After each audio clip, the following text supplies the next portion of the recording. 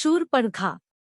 पंचवटी के अपने आश्रम में रामचंद्र सीता के साथ सुखपूर्वक रहने लगे। एक दिन जब राम और लक्ष्मण वार्तालाप कर रहे थे तो वहां पर अकस्मात रावण की बहन शूर्पणखा नामक राक्षसी आ पहुंची।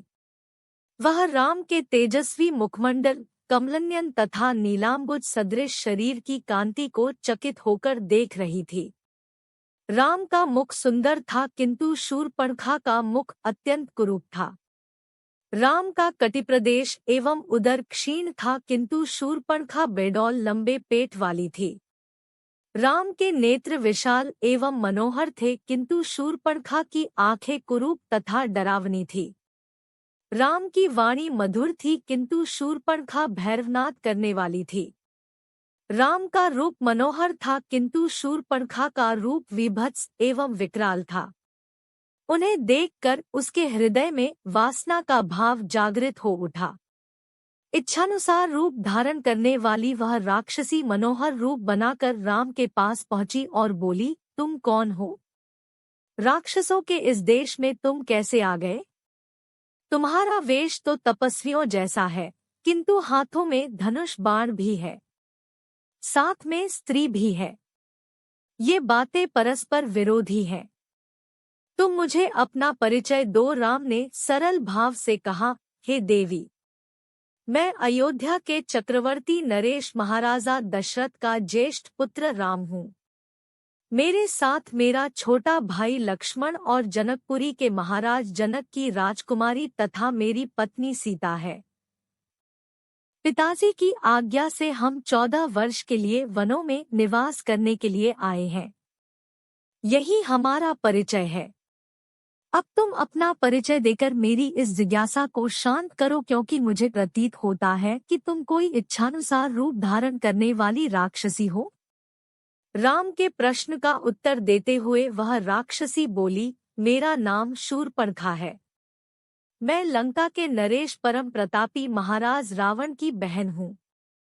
समस्त संसार में विख्यात विशालकाय कुंभकर्ण और परम नीतिवान विभीषण भी मेरे भाई हैं। वे सब लंका में निवास करते हैं। पंचवटी के स्वामी अत्यंत पराक्रमी खर और दूषण भी मेरे भाई है। संसार में शायद ही कोई वीर ऐसा होगा जो इन दोनों भाइयों के साथ समरभूमि में युद्ध करके उन्हें पराजित कर सके। मैं सर्व प्रकार से संपन्न हूँ और अपनी इच्छा तथा शक्ति से समस्त लोकों में विचरण कर सकती हूँ। यह तुम्हारी पत्नी सीता मेरी दृष्टि में कुरूप, ओछी, विकृत मानवी है और तुम्हारे योग्य नहीं है। आता तुम मेरे पति बन जाओ, मैं ही तुम्हारे अनुरूप हूँ। इस अबला सीता को लेकर तुम क्या करोगे? तुम्हारी भार्या बनने के पश्चात मैं तुम्हारे भाई और सीता को खा जाऊंगी और तुम्हारे साथ विचरण करूंगी। उसके प्रस्ताव के उत्तर में राम मुस्काते हुए बोले, भद्रे, तुम देख रही हो कि मैं विवाहित हूँ और मेरी पत्नी मेरे साथ है। हाँ, मेरा भाई लक्ष्मण यहाँ अकेला है। वह सुंदर, शीलवान एवं बलपराक्रम से संपन्न है।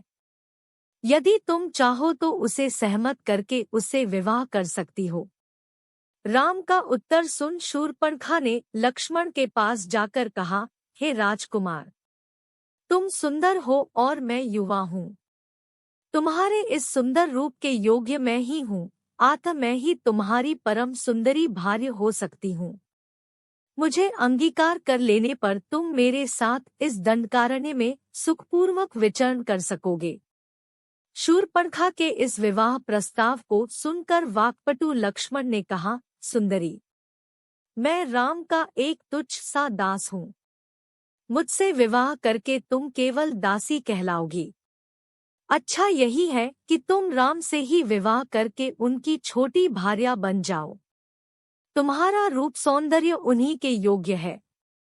लक्ष्मण के परिहास को न समझकर शूर्पणखा ने उसे अपनी प्रशंसा समझा। वह पुनः राम के पास जाकर क्रोध से बोली, हे राम, इस कुरूपा सीता के लिए तुम मेरा विवाह प्रस्ताव अस्वीकार करके मेरा अपमान कर रहे हो। इसलिए पहले मैं इसे ही मार कर समाप्त किए देती हूँ।